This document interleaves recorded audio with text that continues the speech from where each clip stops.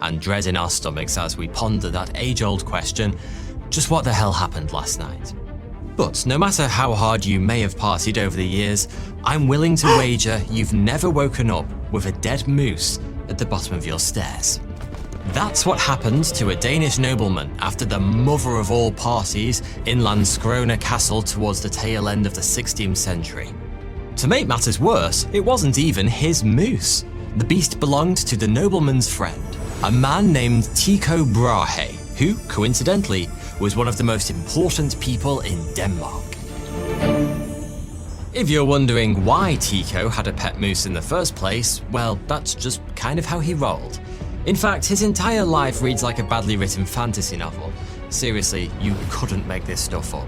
As a child, he was kidnapped by a member of his own family. He lost his nose in a duel with a different member of his family. And, if rumours are to be believed, he had an affair with the Queen of Denmark. For this and other reasons, he was eventually exiled, and a few years later, he either died of extreme politeness or was murdered, depending on which historian you choose to believe. Oh, and as well as a pet moose, he also owned a dwarf with magical powers and an entire island that, in the 16th century, was briefly one of the most important places on Earth.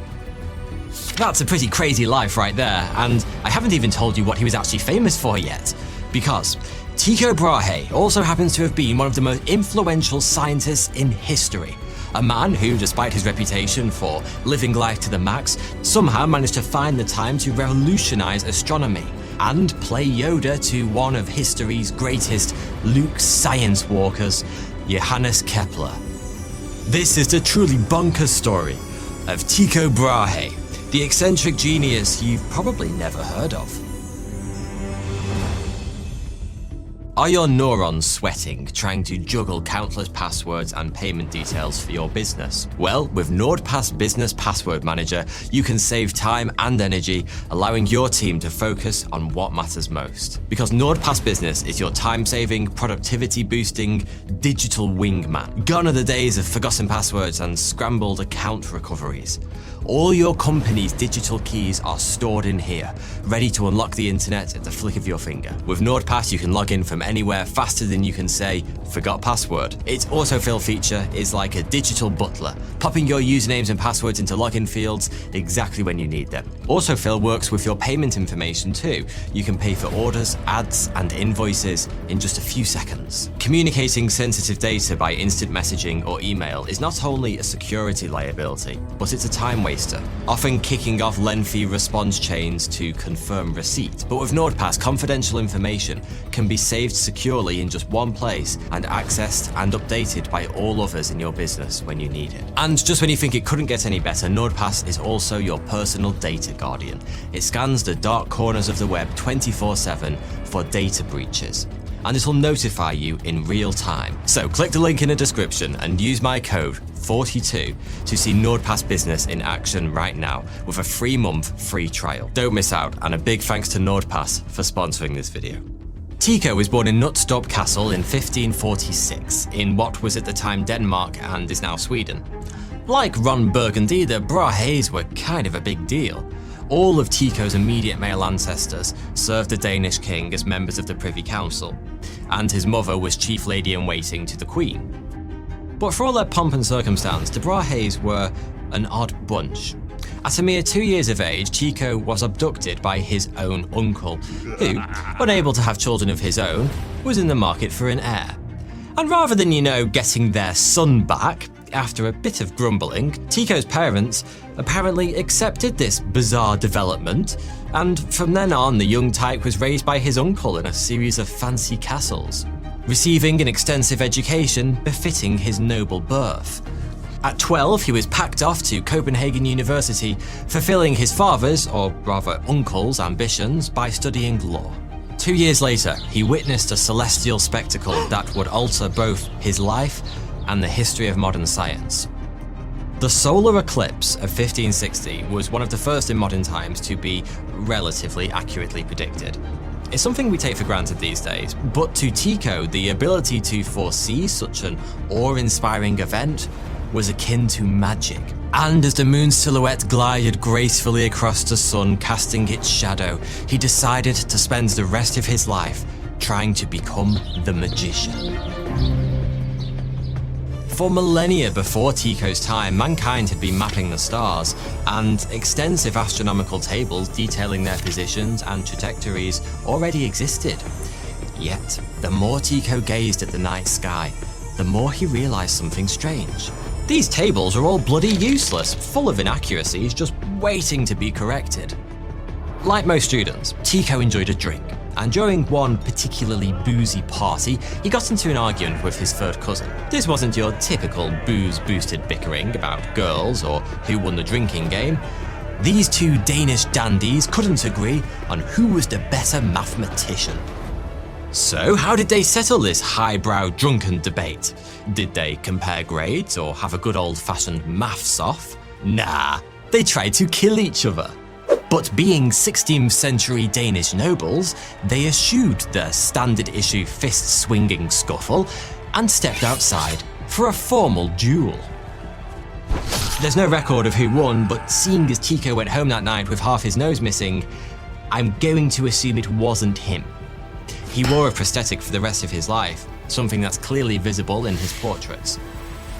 For a long time, historians thought this substitute snoz was made of gold and silver alloy, but when Tycho's remains were exhumed in 2010, chemical analysis revealed it to be brass. After leaving university, Tycho fell in love. Never one for convention, his heart yearned not for a princess or prominent lady, but quite the opposite. She was a commoner. Even today, marriages outside of social circles are somewhat uncommon, but in 16th century Denmark, they were practically unheard of. Such a union was so frowned upon that had Tycho actually married his low-born boo, he would have been stripped of his rights as a noble. Like Meatloaf, he would do anything for love, but he wouldn't do that. Luckily, he didn't have to, because Danish law at the time permitted something called morganatic marriage. If the couple lived together for 3 years, their partnership would automatically become legally binding. But crucially, if Tycho was to die first, his low-born wife wouldn't inherit his estate. It was a 16th century prenup, I suppose. By 1572, Tycho had quietly transformed himself into one of the most accomplished astronomers on Earth.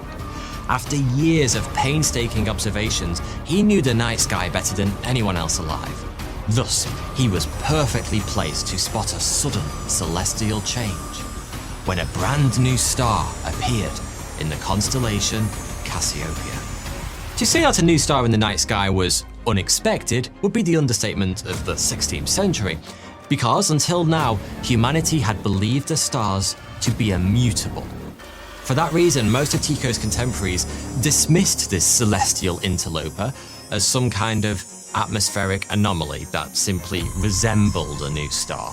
But Tycho's careful observations proved beyond any shadow of a doubt that this wasn't the case. Almost overnight, he tore up 2,000 years of accepted science. These days, we know that what Tycho saw back in 1572 wasn't actually a new star at all. It was a supernova, one of the first ever witnessed by human eyes. The discovery was a turning point in his life, transforming him from a rich Danish kid with a weird hobby into a world-renowned astronomer. It also brought him to the attention of the King of Denmark, Frederick II, who was so impressed he made Tycho Lord of the island of Ven and all who lived there. Over the ensuing years, this small speck of land between Denmark and Sweden evolved into the epicenter of a celestial revolution, ultimately reshaping our understanding of the universe. The Ven Observatory, one of the first in history to be entirely state-funded, cost 1% of the entire budget of Denmark, making it, pound for pound, one of the most expensive scientific institutions ever built. But this wasn't an observatory like anything we would recognize today. The first stone was laid in 1576, more than 30 years before the invention of the telescope.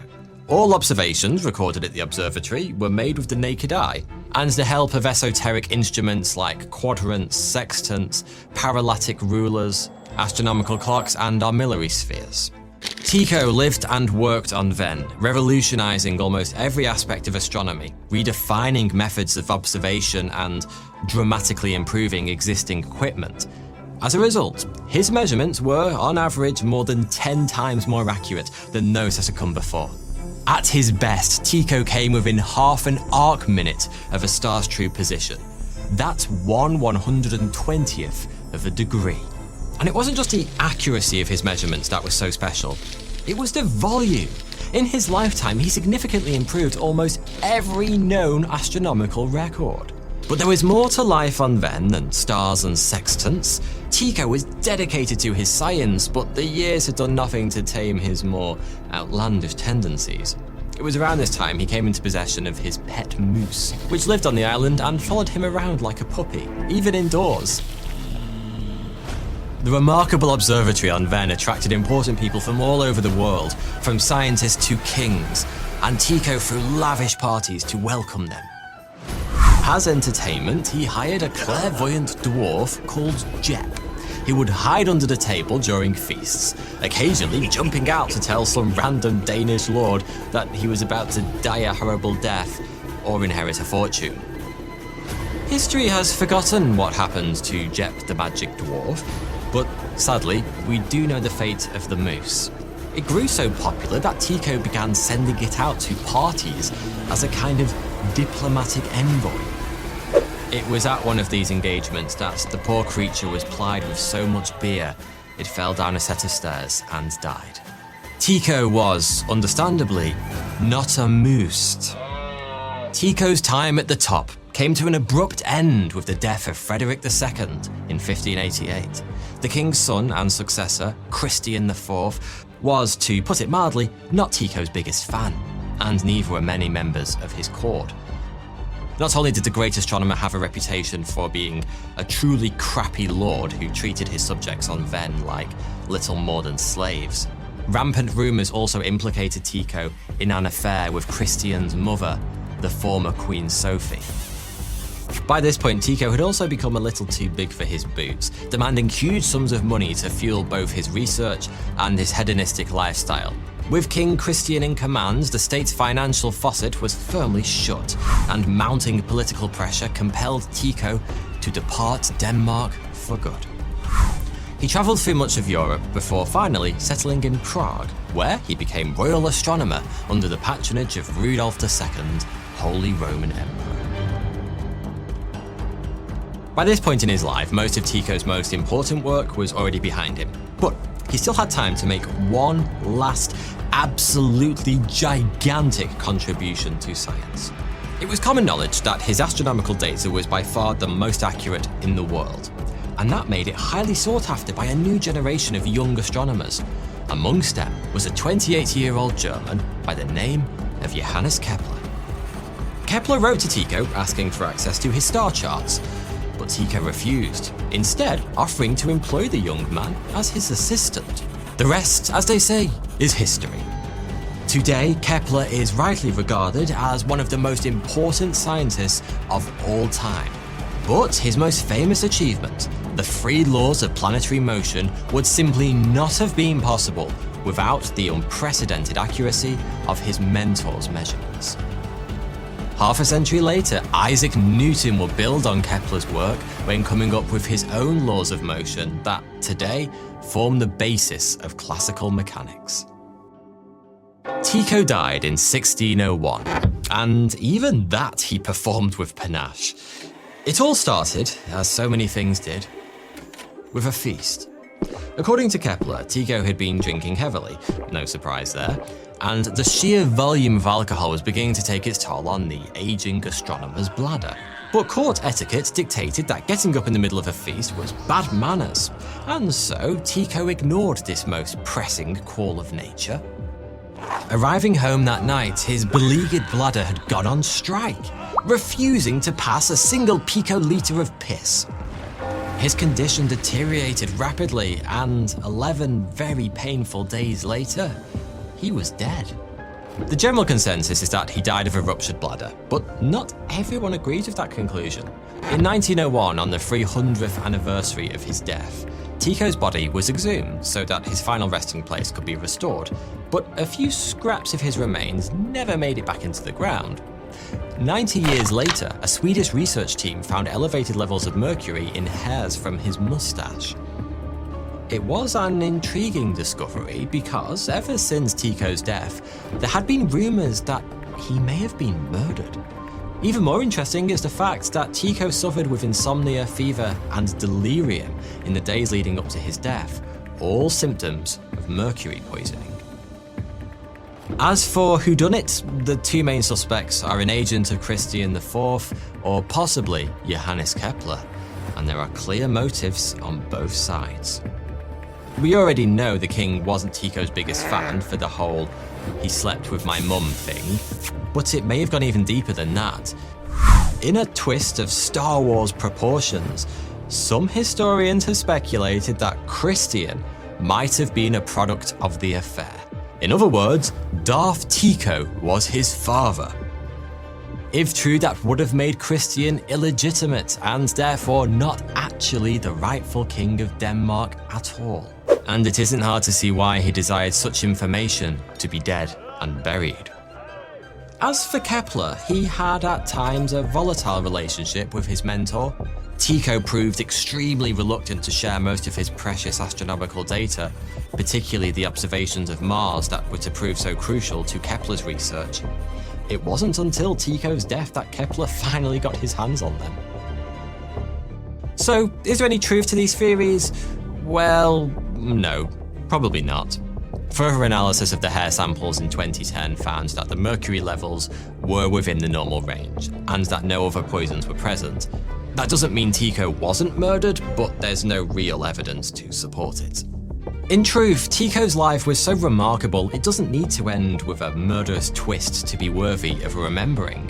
This is a man who almost single-handedly laid the foundations of modern astronomy, refuted widely held scientific fallacies that had perpetuated for thousands of years, and paved the way for men like Kepler and Newton to change our understanding of the universe forever. Whether he was murdered by Kepler or by his own bladder, it doesn't really matter. If you're into stargazing yourself, you've probably noticed that the moon is pockmarked with craters. According to the latest count, there are well over 1 million with a diameter of over 1 kilometer. Most are fairly nondescript, but a few do stand out. One of these can be found in the southern lunar highlands. At 80 miles across, it's pretty bloody big. But what's really special about this particular crater, Tycho's crater to give it its official name, is that we can still see the spectacular spray of material that was ejected when it formed. These bright white rays are over 2,000 kilometers long and can clearly be seen with the naked eye from Earth, making them one of the most prominent features of the entire moon. Considering everything Tycho taught us about the heavens, it's fitting that that's where we choose to honor him. So, next time you're out for an evening stroll at full moon, be sure to look up and remember Tycho Brahe, the beer-drinking, moose-owning astronomical explorer who single-handedly rewrote the celestial map. Thanks for watching.